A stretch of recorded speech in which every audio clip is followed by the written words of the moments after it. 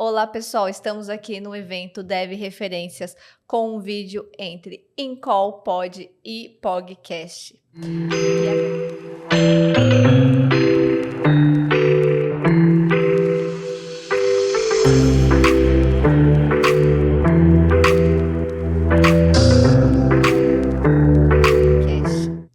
E agora nós vamos falar um pouquinho sobre as palestras que a gente está tendo hoje. Aline, qual que é o próxima convidada? Nossa convidada da vez fez uma palestra sobre Clean Code no front-end e a gente vai linkar um pouquinho o tema da palestra dela com outro tema que ela aborda bastante profundamente, que é carreira. Seja bem-vinda, Lari Azevedo. Muito obrigada pelo convite. A gente tá muito grata em te receber aqui. Começa se apresentando para o pessoal quem é a Lari Azevedo. A Lari Azevedo, atualmente, ela é Software Engineer, ela é Microsoft MVP, mãe de 6 gatos, tem uma jornada bem extensa aí na tecnologia, cerca de uns 10 anos aí de experiência, migração de carreira, e hoje eu estou me encontrando bastante, me realizando com mentorias para desenvolvedores e principalmente essa parte de ensinar outras pessoas sobre o universo de tecnologia. Legal, legal. Ô Lari, contextualiza aí pra gente o que significa Clean Code num projeto front-end. Pois bem, o tema dessa palestra, eu escolhi ele porque, de fato, o Clean Code é uma coisa que todo desenvolvedor se depara quando está começando, quando está evoluindo, principalmente, buscando o que melhorar. E justamente ele pensa que Clean Code é o que vai reger ele ser um bom desenvolvedor ou não. Só que o Clean Code não é um patamar que você atinge. Eles são práticas que você, todo dia, vai colocando junto com o seu time, que você vai aprimorando, vai desenvolvendo. E isso vai tornar você um desenvolvedor melhor. Por quê? O código que você escreve, ele vai ser entendível por outras pessoas que, consequentemente, vão conseguir dar manutenção, vão conseguir escalar, vão conseguir fazer todas as modificações e ir além e aprender até mesmo com o próprio projeto. Então, o Clean Code é muito importante. E principalmente no front-end, porque tem quem ache que era só uma coisa para back-end, era só uma coisa para, tipo assim, os desenvolvedores sêniores, gente de alto nível para lidar. Só que não, é um momento em que você, a partir do momento que aprendeu a programar, você já pode estar aplicando Clean Code. É uma mentalidade? Eu acho que sim, tipo uma filosofia, eu diria. E como ensinar isso para outras pessoas e engajar para que o time aplique toda essa mentalidade e aplique o Clean Code, leve isso como, sabe, aquela cultura para todo mundo. Nossa, cultura é a palavra perfeita para isso, porque quando a gente pensa em cultura, a gente pensa na união das pessoas em relação a um propósito. E esse propósito pode ser um código limpo, ele pode ser uma união do time para que a gente consiga desenvolver boas soluções, que a gente consiga trazer uma forma mais entendível de deixar um legado, que a gente deixe o nosso próprio legado num software que funciona, que é escalável, que a gente não tem problemas em lidar, e principalmente trazendo essa questão da cultura para o time mesmo, não somente a cultura de desenvolvedores, mas ela precisa acontecer, a cultura até mesmo com a liderança, da gente mostrar o valor daquilo que a gente está entregando, de ser um código bem escrito, que seja de fazer fácil manutenção, que seja seguro, que seja acessível e principalmente que outros desenvolvedores consigam, sem mais problemas, colaborar com ele. E Lari, conta um pouquinho pra gente, em que momento a sua carreira cruzou com essa questão do Clean Code? Em que momento a sua carreira apareceu ali? Enfim, você já começou, né, com desenvolvimento ou você teve alguma migração? Assim, começou efetivamente com o Clean Code faz um pouco de tempo, foi mais ou menos quando eu comecei a atuar sozinha em alguns projetos e ter essa responsabilidade de tomar uma decisão arquitetural para um projeto foi bem intenso. E aí, ao invés de eu ir, por exemplo, estudar sobre arquitetura limpa ou alguma coisa assim, eu caí no código limpo. Porque desde o começo eu queria fazer alguma coisa que, assim, precisa ser muito bem feito isso aqui. Porque, afinal, eu estou começando. Isso vai escalar. Isso vai seguir, outras pessoas vão vir da manutenção depois. Então, isso aqui realmente precisa ser muito bom. Então, foi mais ou menos esse o porquê de eu realmente ter pego a primeira vez o livro do Clean Code para ver, de eu começar a consumir conteúdo a respeito. Só que muitas vezes eu já percebia que eu já faço um código limpo, porque eu já sei das responsabilidades que eu preciso deixar nas minhas funções, eu sei que eu não posso deixar determinados comentários, eu sei que eu não devo colocar muita complexidade no código que eu estou escrevendo. Então, foi mais uma questão de tipo assim, eu já aplico isso, só que o que eu posso melhorar? E isso, para iniciantes, eu até falo bastante com os meus mentorados, com os meus alunos e tudo mais, que Clean Code ele não é uma preocupação para você que é tipo muito iniciante, por exemplo, porque você precisa ter bagagem para que você entenda o código que você está fazendo, entender o que o seu código faz, para depois você começar a refletir, como eu falei, parece uma filosofia, você reflete sobre o que o seu código está de fato transmitindo, como ele pode ser melhorado. Só que para isso você precisa ter base, você precisa ter repertório com isso. Então, foi uma jornada assim um tanto quanto natural para o Clean Code começar a vir para minha carreira, mas eu garanto que assim, um iniciante que está realmente pegando muito bem a base, ele vai enfrentar o Clean Code sem muitas dificuldades. Bem natural, né? Uhum. A gente acabou de fazer uma entrevista que ele mencionou, né? Toda vez que você pegar um código dentro do desenvolvimento, entregue ele melhore ele em escrita, melhor da forma que você pegou. Eu vou puxar um gancho porque você mencionou que você tem mentorados, que você faz um curso. É sobre o quê? Conta um pouquinho pra gente. Outra coisa que eu gosto muito de falar, que eu acho muito importante também, relacionado a código limpo. Porque eu tenho mentorias, cursos e tudo mais, só que o meu foco é mais mentoria para desenvolvedores a respeito de desenvolvimento de carreira. E o que isso tem a ver com o Clean Code é que, assim, o Clean Code ele tá aí como uma filosofia para a gente melhorar o código que a gente deixa, consequentemente influenciar no nosso legado, que afinal de contas é o nosso nome que está indo para o repositório com aquela feature que foi desenvolvida.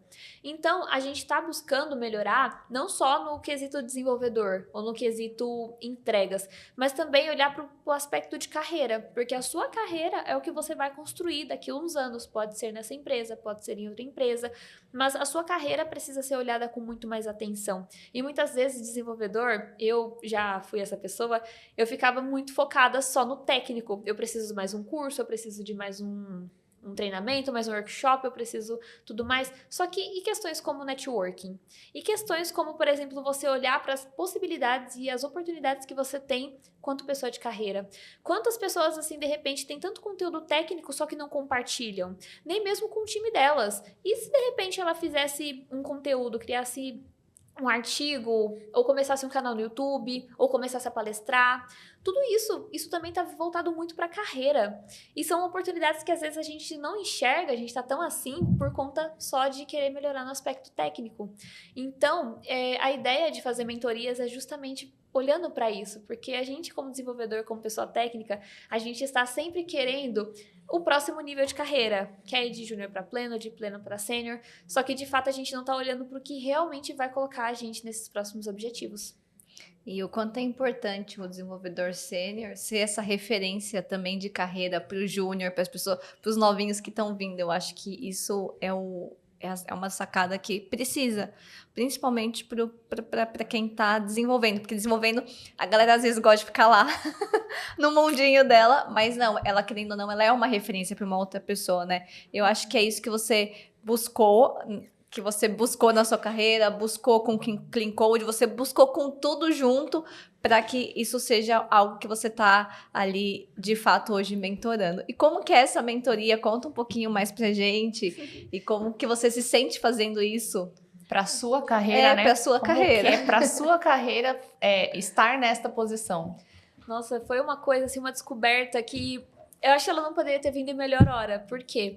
Eu era a pessoa focada 100% no técnico. Inclusive, abrindo meu coração para vocês aqui, quando eu comecei a palestrar, eu sabia da importância que tinha, só que eu tinha a insegurança de ser uma mulher palestrando. Um evento na área majoritariamente masculina, eu senti que eu precisava muito provar que realmente eu era boa. Então, no começo, eu fazia muitas palestras técnicas justamente porque eu consigo mostrar que eu sou boa nisso. Só que aí eu comecei a palestrar, eu criava conteúdo ali falando sobre desenvolvimento também, uma parte mais técnica. E aí, conforme eu fui pegando essa ideia de que, tipo assim, eu tô ensinando outras pessoas, eu tô guiando elas para algum lugar, então por que de repente eu tenho que ficar só no aspecto técnico e não de repente olhar mais para a carreira, que foi o que eu vim olhando para minha própria carreira? depois de um tempo. Então eu falei, não, quer saber? Eu acho que realmente tá na hora de eu parar de ser um pouco egoísta também e realmente jogar esse conhecimento pro mundo para que as pessoas que realmente precisam. Então, com base nisso, eu comecei uma série de atividades. As mentorias, elas também fazem parte desse ecossistema de educação que eu realmente tô investindo muito esse ano e pros próximos, como também as aulas que eu comentei contigo, que são toda quarta-feira às 8 horas, eu faço no meu canal do YouTube, se chama Main Class. E lá eu abro, tipo, diversas estratégias a respeito de carreira, a respeito de desenvolvimento profissional, justamente porque são coisas que a gente não tá sabendo a todo momento, a gente não se empenha em saber. Como, por exemplo, gerou uma certa discussão, por exemplo, como você se prepara para uma carreira na gringa? Você se prepara olhando de fato as oportunidades que você tem. Você consegue falar inglês, você fala bastante no técnico, você demonstra, que nem você falou da senioridade, a gente atinge senioridade se mostrando no time. Uma pessoa referência, que sabe, é claro, a base técnica muito bem, só que também sabe desenvolver outras skills. É questão de networking, é questão de liderança, é questão de guiar outros desenvolvedores, tomar decisões técnicas. Tudo isso daí é tipo um grandíssimo universo. E eu faço a minha parte com quem é comprometido, é claro, em estar comigo ao vivo toda quarta-feira às 8 horas. Ai, que legal. Que legal, cara, fantástico. Esse é um negócio. É um Sim. negócio, é um projeto que virou um negócio. E aí, aqui no off também, ela contou que tem participação especial nessas aulas, que são os gatinhos. Com certeza. Eu tenho só 6 por enquanto. A meta é um pouquinho maior do que isso. Só 37, É uma meta? uma meta. Curiosidade. Por quê? Porque, assim, desde que eu era pequena, eu era, tipo assim, criança louca dos gatos. Tanto que a minha foto favorita é uma foto que eu tô, tipo assim, piquititica abraçando um gato no meu aniversário. Bem Felícia. Exatamente. É bem isso. Só que aí, eu falava, gente, eu quero pegar todos os gatos que eu vejo na rua, fazer carinho. Eu quero pegar todos os gatinhos que não têm um lar e cuidar. Eu quero, tipo assim, trazer a boa vida que eles merecem. Porque, gente, gato é uma coisa assim tão maravilhosa, tão mística, faz um bem tão gostoso pra si. A gente ter um gato perto. E aí, não tem como você ser uma pessoa ruim se você tem gatos. Aí eu levei isso um pouco ao pé da letra. Entendi. E aí, a questão dos 37 é porque, assim, 50 é um número... Ai, que a Larissa vai ter 50 gatos quando ela for adulta, quando ela mora sozinha. Eu falei, 50 é muito batido. Porque é um número um pouco mais específico e que eu consiga até mesmo metrificar quais vão ser os nomes que eu vou dar pra esses gatos. Então, eu mirei assim, tá bom, 37 acho que tá um número bacana. Gente. Ela é uma desenvolvedora nata. Não deu pra entender essa lógica. A gente precisa meter um clean code aí. Muito bom, cara. Eu concordo com você. Não tem como a pessoa ser ruim se ela ama gatos. Ela aplica a parte de desenvolvimento dela na vida pessoal junto com a questão dos gatos. E eu tenho uma outra curiosidade bem aleatória aqui, dando uma fugidinha. O seu público nessas mentorias, ele é predominantemente masculino ou feminino? Olha, na mentoria tá majoritariamente masculino por enquanto. Porém, no ano passado eu resolvi que essa iniciativa precisava vir para mulheres também, só que vir além. Eu não falei sobre a questão de eu começar a olhar mais para oportunidades de carreira. Eu tive uma conversa um tempo atrás, quando eu fui palestrar, com um rapaz que falou que estava muito difícil dele encontrar mulheres palestrantes. E aí que me deu esse estalo de que eu sou uma mulher palestrante, eu consigo passar esse conhecimento para outras mulheres também. E aí, no ano passado, eu fiz uma iniciativa de justamente trazer mulheres de tecnologia, de qualquer senioridade, para fazer suas primeiras palestras. Eu fiz esse treinamento e, assim, tipo, é uma coisa que eu tenho um propósito muito forte com isso, de levar mais para esse lado de empreendedorismo no futuro, porque eu sei a grandiosidade que ele tem e a iniciativa de trazer outras mulheres para o palco, porque talvez, assim como eu, elas fiquem no aspecto muito técnico por não se acharem boas o suficiente para essa área. Só que aí, através de uma mentalidade melhor para si, elas entenderem o contexto, elas entenderem mais sobre si e se acharem merecedoras porque elas são, elas consigam trazer mais conhecimento para o palco. Consequentemente, o que alguém fez por mim, elas vão fazer por outras pessoas. Cara, fenomenal. Só queria te dar parabéns pela iniciativa. E eu acho que isso é muito podemos falar, né, com propriedade, 3 mulheres nesta mesa, que é algo bem natural nosso, né? A gente, independente de ser da área de tecnologia, a gente sempre acha que não está pronto para aquilo que a gente vai fazer. E não é assim, a gente tá Exato. pronto. Enquanto você tá falando, eu tô falando, também sou uma mulher palestrante. Também posso ser boa nisso, inclusive vou me inscrever nas mentorias. Maravilha! Adorei a ideia e acho isso, tudo isso que você falou, Lari, assim, algo muito grandioso, porque a mulher, ela precisa realmente pegar o espaço dela cada vez mais. A gente tá aumentando esse público feminino dentro da área de TI. A minha inspiração para estar nessa área foi a minha mãe, porque minha mãe é de tecnologia. Então, acho que a gente não pode perder essa essência, né? E a mulher, ela tem essa autocobrança muito forte. Então, é algo que eu acho que, cara, é uma bandeira que eu falo, me deixa muito feliz. E ter 3 mulheres nessa mesa me deixa mais feliz ainda, porque é algo realmente, às vezes, raro. A gente viu muito isso no Incol, o quanto a gente grava com muitos homens, né? E a gente também quer aumentar o nosso público feminino. A gente percebeu depois de uma temporada, né? A gente foi contar e falou, caracas, a gente só tá trazendo homem, isso tá errado. Tá errado do ponto de vista de... A gente criou um espaço, um palco, por que não dar força para as mulheres dentro da tecnologia? E aí vem novidades por aí. Exato. E um palco em que é 2 mulheres apresentando, né? Inclusive, já fica a convocação da Lari Azevedo lá no nosso espaço do Incol Pod. Com toda certeza. Já tá confirmado, tá gravado, hein, Tá Lari? gravado. Bom, agora vamos fazer o quê, Lari? Vamos fazer uma brincadeirinha ali, né? Vou chamar de uma brincadeira, um momento mais contraído, um bate-bola. Vamos falar algumas frases, e aí você fala se é mito ou verdade, explica aí pro pessoal que tá nos ouvindo por que você considera um mito ou verdade. Ok. Bora? Tá pronta? Preparadíssima. Eu adoro quando o convidado fala não, porque aí eu já lanço a pergunta e ele, meu Deus, bora lá. Aqui meu nome é Pronta. Lari Azevedo não, é Lari Pronta. Ela é uma mulher confiante. É um dos pilares, né? A gente precisa ter mais confiança. Com certeza. Bora lá, Lari. Clean Code no front-end deixa o código mais lento? Mito ou verdade? Por quê? Eu digo que é mito. Porque, inclusive, tem até uma brincadeira da gente utilizar o próprio sabão para falar de clean code. De clean code, de limpinho, né? O que acontece? A gente pode deixar um software, um site, um processamento, uma função mais lenta à medida de que a gente não organiza muito bem o fluxo que está acontecendo.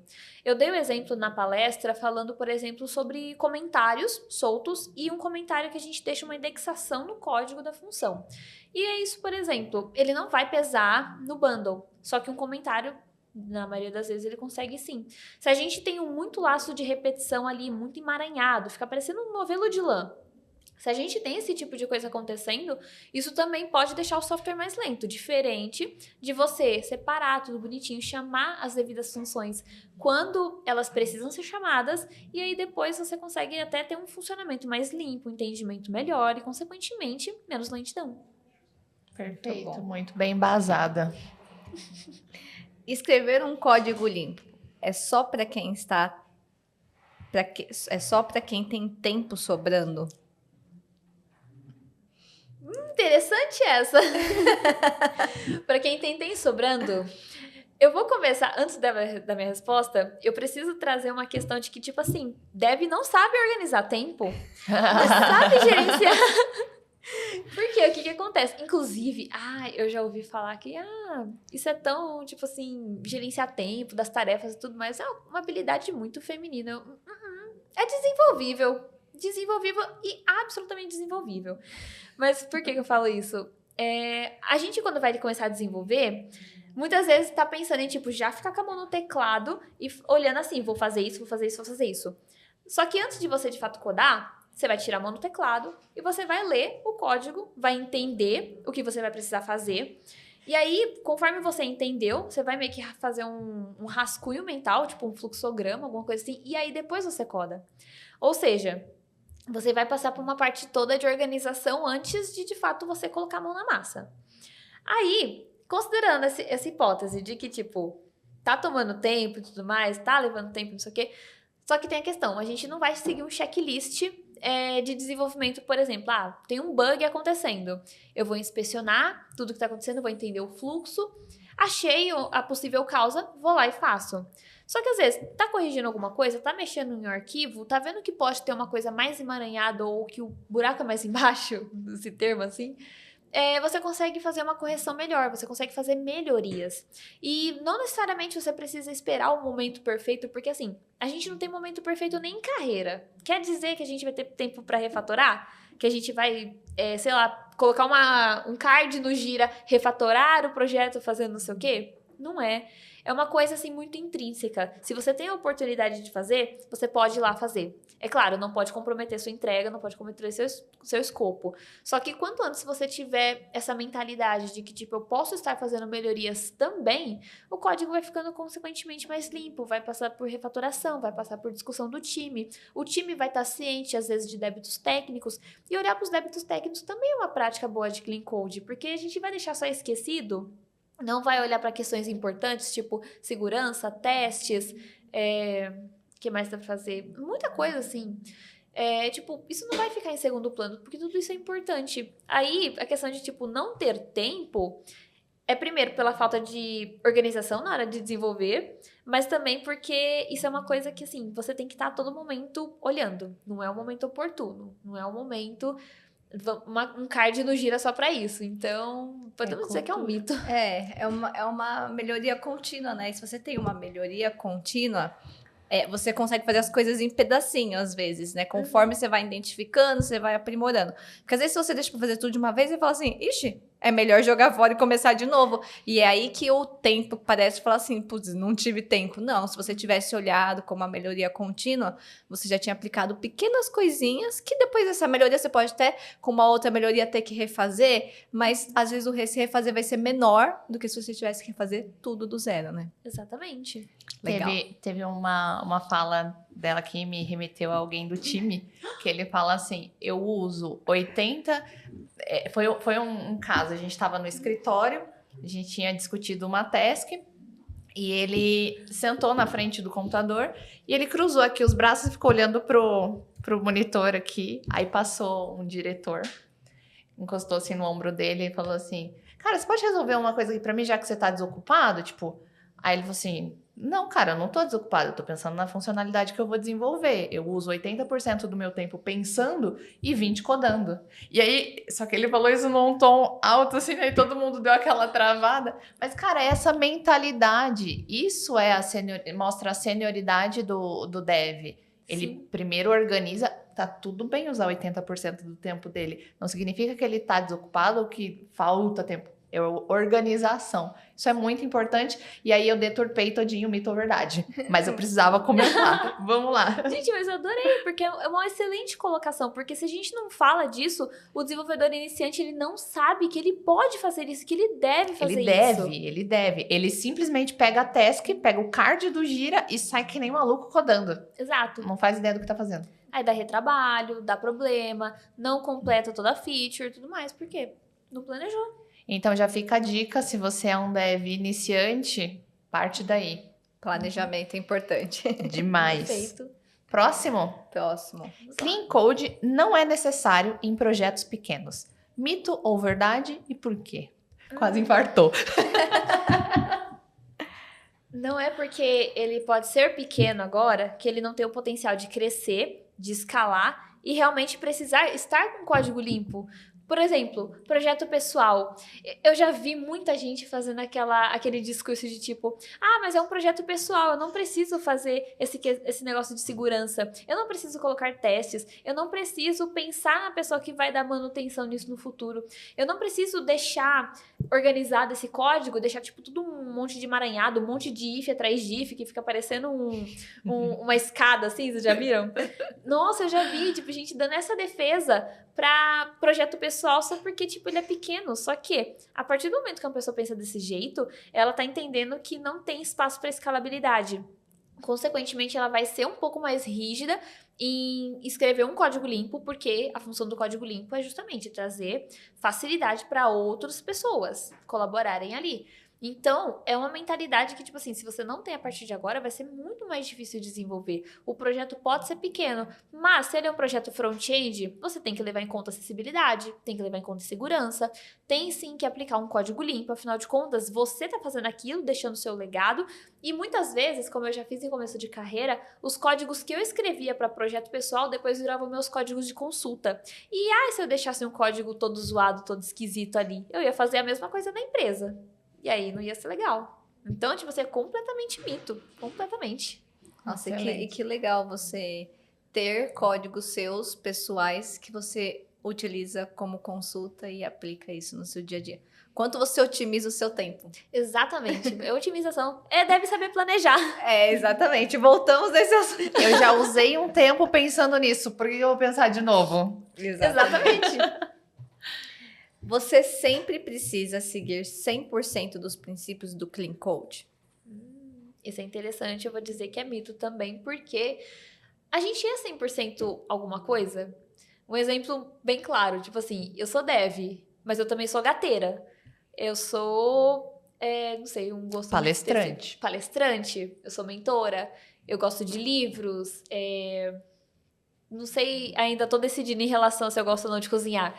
Mas, por exemplo, eu não sou 100% só uma coisa, não sou 100% uma personalidade. Nada é 100%, nada é, tipo, cravado em pedra.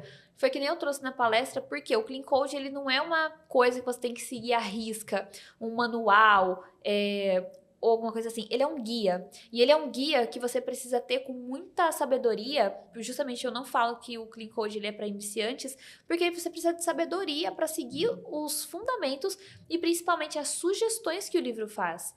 Ou seja, ele é um manual, não é um manifesto, digamos assim, mas ele é um guia para você observar o que você pode melhorar no seu código, o que faz sentido aplicar, o que não faz sentido aplicar. Porque justamente é isso que vai fazer o código que você escreve hoje ser limpo ou não. Tem muita coisa no livro que, tipo, não faz sentido para minha aplicação. E tá tudo bem, não precisa ser 100%, mas realmente precisa ser o 100% máximo alcançável que você consegue com o seu projeto, com o seu contexto. Ele é uma base, né? É a base para que você se fortifique naquilo e consolide, e aí você leva isso automaticamente com você. Filosofia.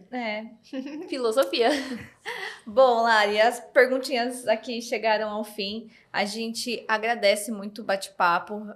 Muito feliz em conhecer você, em poder ter esse bate-papo sobre Clean Code, um pouquinho da sua vida também. Então, agradecemos muito a sua participação aqui nesse vídeo. E, gente, já segue ela no canal dela, de mentoria, para que ela é uma mulher inspiradora. Com certeza. Obrigada. Amante da tecnologia e bem inspiradora. E fiquem preparados que logo a gente vai levar ela lá pro Incom. Sem dúvida. Obrigada, Lari. Eu que agradeço o convite, eu fiquei lisonjeada, de verdade. Estou muito ansiosa para os próximos. Valeu, Obrigada. gente. Até a próxima. Gente. Tchau, tchau.